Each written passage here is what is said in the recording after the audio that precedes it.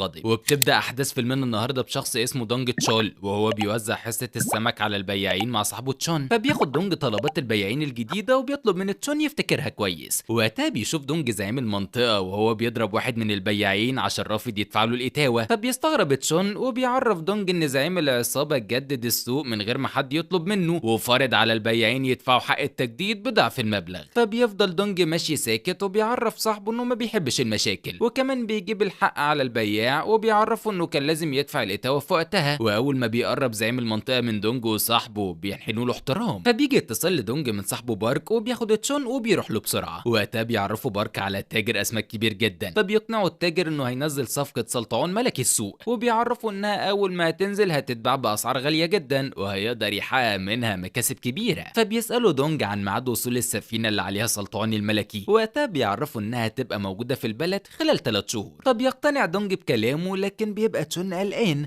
وعشان يثبت لهم التاجر صحة كلامه بيفرجهم على واحد من السلطعون الملكي. فبينبهر دونج من حجمه وبيقرر يدفع له الفلوس، وبياخد التاجر منه 5000 دولار وبيعرفوا ان مكسبه في السلطعون الواحد مش اقل من 300 دولار. في نفس الوقت بنشوف جيسو مرات دونج وهي بتشتغل ممرضة في دار مسني، وبعد ما بتخلص شغلها بتروح وظيفة تانية، وبنعرف انها بتشتغل جرسونة في مطعم، وكل ده عشان بس يقدروا يعيشوا من غير مشاكل. بالليل بياخدها دونج، واثناء ما بيكونوا في طريقهم للبيت بيحاول انه يتكلم معاها ويحكي لها عن صفقته الجديده اللي مضاها مع تاجر السلطعون. في الاول بيحاول يفتح معاها فكره مشروع جديد، لكن جيسو بتتعصب اول ما بتسمع كلامه وبتفكره بالمشاريع اللي دخل فيها مع اصحابه واتنصب عليه وما كسبش حاجه غير انه خسر اصحابه بس. فبيخاف دونج يعرفها بمشروعه الجديد، وبيقرر يخبي عليها انه جاب كارد من البنك ودفعه لتاجر السلطعون. وفي نفس الوقت بنشوف زعيم عصابه خطير جدا اسمه كيتاي وهو بيهجم على راجل عجوز في بيته